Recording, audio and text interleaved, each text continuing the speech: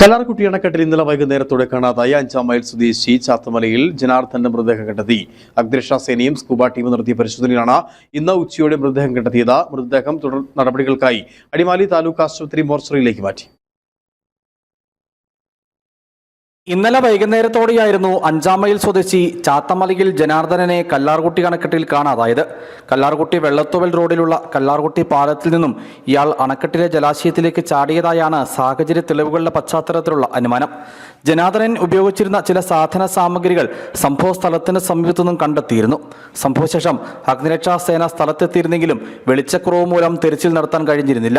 ഇന്ന് രാവിലെ അടിമാലി അഗ്നിരക്ഷാസേനയും തൊടുപുഴയിൽ നിന്നുള്ള സ്കൂബ ടീമും സ്ഥലത്തെത്തി. ഇവർ നടത്തിയ പരിശോധനയിലാണ് ഉച്ചയോടെ ജനാർദ്ദനന്റെ മൃതദേഹം കണ്ടെത്തിയത്.